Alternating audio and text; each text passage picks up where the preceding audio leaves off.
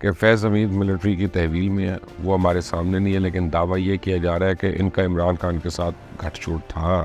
General Asim Munir کی تقرری رکوانے کے لیے لانگ مارچ کا مشورہ بھی جنرل فیض نے دیا تھا۔ نادر سے جنرل عاصم منیر کے اہل خانہ کی سفری تفصیلات چرائی گئی، پھر مسلک کے نام پر ایک دوست اسلامی ملک کو بھڑکانے کی ناکام کوشش کی گئی۔ جنرل قمر باجوہ کی مکمل حمایت کی، لیکن انہوں نے میری کمر میں چھرا گھونپا۔ تو شرم نہیں آتی یہ کہتے ہوئے کہ فیض بشرا بی بی کی یا فیض بشرا بی بی کو ہدایات دیتا۔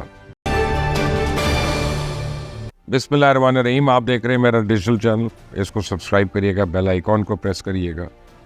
لیکن آج جو ایک اہم خبر سامنے آئی ہے کہ اڈیالہ جیل میں بانی تحریک انصاف عمران خان کی مبینہ سہولت کاری کے معاملے میں جیل کے مزید 6 ملازمین کو حراست میں لے لیا گیا۔ حراست میں لیے گئے جیل ملازمین میں 3 خواتین بھی شامل ہیں، جن میں ایک خاتون سویپر ہے اور 2 لیڈی وارڈنز ہیں، اور سی سی ٹی وی کیمروں کی نگرانی کرنے والے 3 اہلکار شامل ہیں جن سے پوچھ گچھ کی جا رہی ہے۔ خواتین سٹاف جیل میں بشرا بی بی اور بانیہ پی ٹی آئی کے درمیان پیغام رسانی کا کام بھی کرتی، جبکہ حراست میں لیے گئے ملازمین کے موبائل فون بھی قبضے میں لے لیے گئے، جبکہ اڈیالہ جیل میں نگرانی کے لیے افرادی قوت میں بھی اضافہ کر دیا گیا ہے۔ دوسری جانب اڈیالہ جیل میں صحافیوں سے گفتگو میں عمران خان کا کہنا تھا کہ فیض حمید سے کوئی بیان دلوا کے مجھے ملٹری کورٹس کی طرف لے جایا جائے گا، تو ان کا میں نے جنرل قمر باجوہ کی مکمل حمایت کی، لیکن انہوں نے میری کمر میں چھرا گھونپا۔ باجوہ نے نواز شریف سے ڈیل کر کے فیض حمید کو عہدے سے ہٹایا تھا۔ ان کو شرم نہیں آتی یہ کہتے ہوئے کہ فیض بشرا بی بی کی یا فیض بشرا بی بی کو ہدایات دیتا۔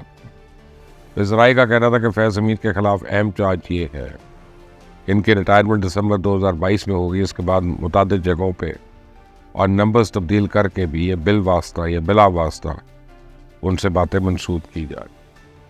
انہوں نے متعدد جگہ کہا کہ پاکستانی فوج کی قیادت بالکل تنہا کھڑی ہے، یا آرمی چیف کے ساتھ کور کمانڈرز اور آرمی چیف کے ساتھ نہیں ہے۔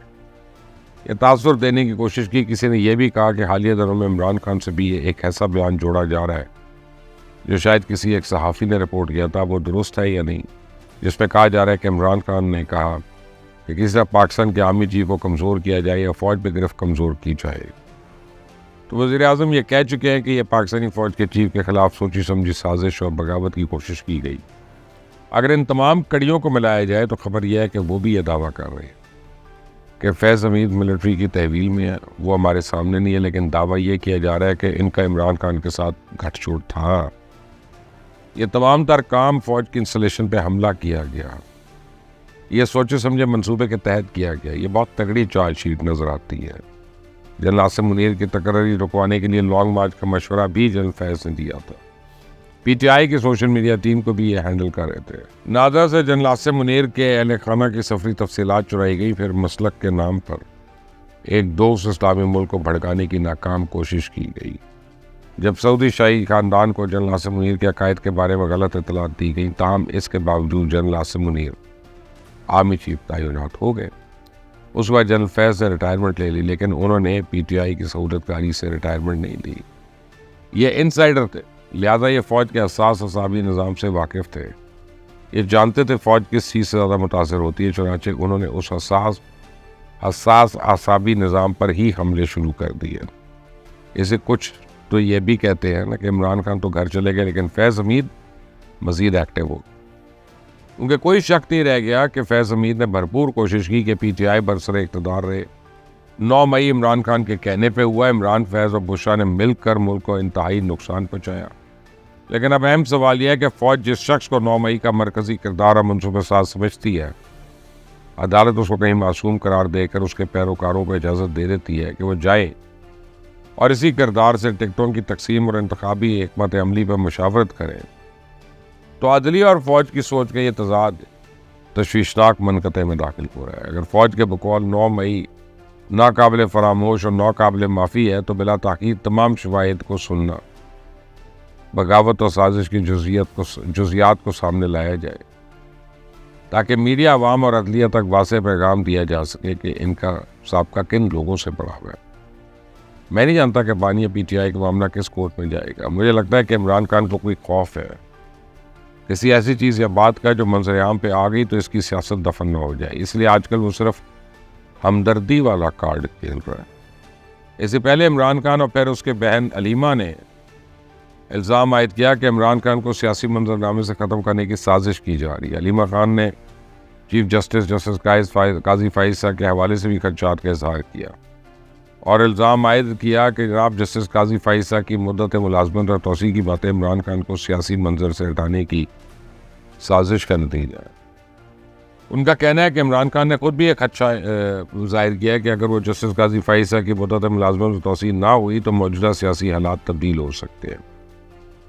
اب پی ٹی آئی کے اندر سے واضح آ رہی ہیں کہ رؤف حسن پی ٹی آئی کے پکے نہیں ہیں، کچھ کچے ہیں، اور پارٹیزم کی نظریاتی وفاداری کمزور ہے، کیونکہ جو چیٹ لیک ہوئی ہے اس کے مطابق انہوں نے ہی کرن تھارپر کو یہ خوشخبری سنائی کہ پاکستان میں خونی انقلاب بس آیا ہی چاہتا ہے۔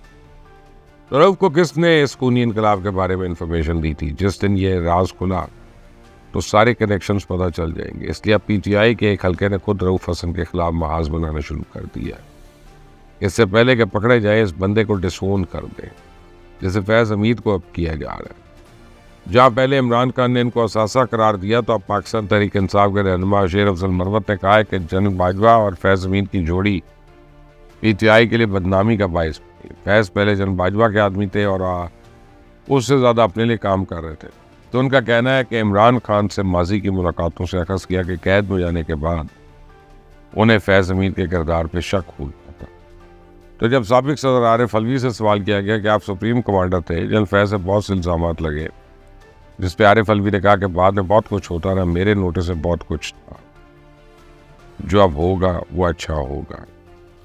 پھر سابق چیف جسٹس ثاقب نثار نے پیر کو سابق D G I S I lieutenant general Faiz Hamid سے اپنے رابطے کی تصدیق کر دی، ساتھ یہ بھی کہا کہ میں قسم کھا کے کہتا ہوں کہ میرا 9 مئی پی ٹی آئی اور اس کی سیاست سے کوئی تعلق نہیں ہے۔